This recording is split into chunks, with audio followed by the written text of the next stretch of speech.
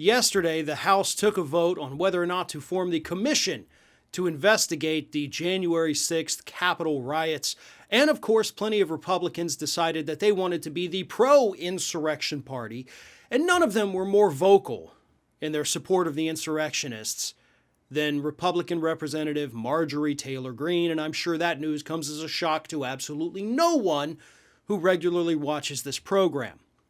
Marjorie Taylor Greene took to the House floor yesterday to, as she put it, rise in opposition to this vote. And then she proceeded to not only defend the people who attacked the Capitol that day, but then to also attack Black Lives Matter protesters from last summer. Here is what Greene had to say. I rise in opposition to a commission to study the events of January 6th, as well as spending $2 billion in security supplemental. The question that comes to mind is this. What about all the riots that happened during the summer of 2020 after the death of George Floyd? What about the damage caused to federal buildings, churches, people's businesses, and innocent people who were killed? Is that not an insurrection? Indeed, we should have a commission to study the violent BLM and Antifa mobs who have plagued American cities this past summer. And that's for the American people who, by the way, pay the taxes that fund everything we do here.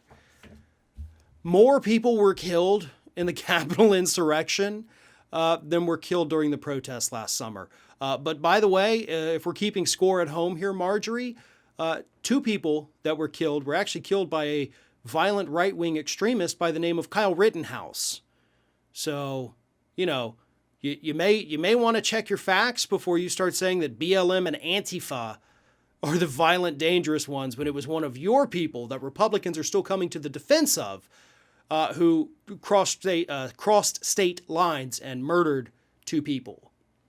So, and now you're heralding him as a right-wing hero. The BLM and Antifa, protests, riots, whatever she wants to call them this past summer, we're also learning a lot more.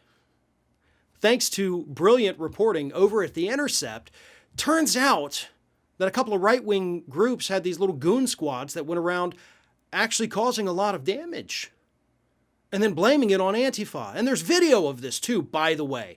I believe it was Ken Klippenstein with The Intercept who uncovered this, and he has posted the videos over at The Intercept. These were right-wingers doing this damage to buildings and then trying to blame it on Antifa, but of course they were dumb enough to film it.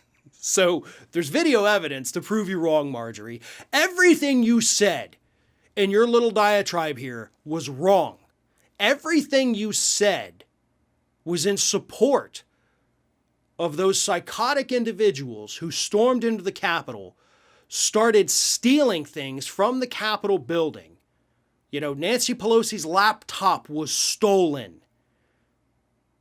The speaker's lectern was stolen. We've all seen the guy walking out with They were proud. They were happy. They were psychotic.